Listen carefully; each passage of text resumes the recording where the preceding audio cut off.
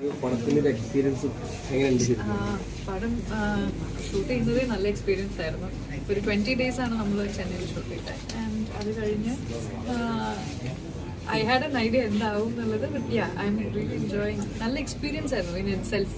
I think കാണുന്ന film പൊതുവെ ഓഡിയൻസിനുള്ളതും work experience നമുക്കുള്ളതും ആണല്ലോ. So it was great in general. ആരും പ്രതീക്ഷിക്കാത്തൊരു വേഷമായിരുന്നു ശരിക്കും. ഇതിൽ സെക്കൻഡ് പാർട്ടിൽ ഇതിലേക്കാൾ കൂടുതൽ ഞങ്ങൾ പ്രതീക്ഷിക്കാൻ പോയത്.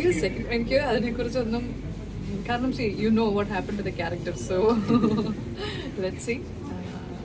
ബാക്കി വരുമ്പോൾ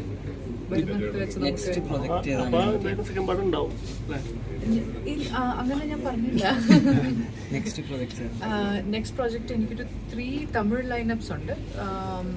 മാധവൻ സാറിൻ്റെ കൂടെ ഒരു അദൃഷ്ടശാലി എന്ന് പറഞ്ഞ മൂവി നമ്മൾ ഫിനിഷ് ചെയ്തു. ഇപ്പോൾ അടുത്ത പ്രഭുദേവാൻ്റെ ഒരു മൂവി കൂടെ വരുന്നുണ്ട്. സോ ഇതാണ് ഇമ്മീഡിയറ്റ് റിലീസസ്.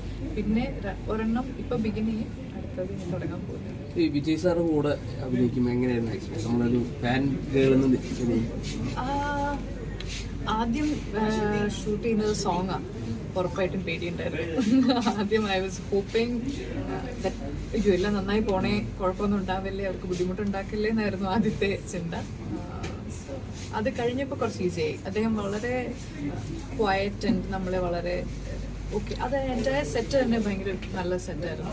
പ്രൊഡക്ഷൻ തന്നെ കേരളത്തിലേക്ക് എപ്പോഴാണ് ഞങ്ങളുടെ വിജയനെ കൊണ്ടുവരുന്നത്? അയ്യോ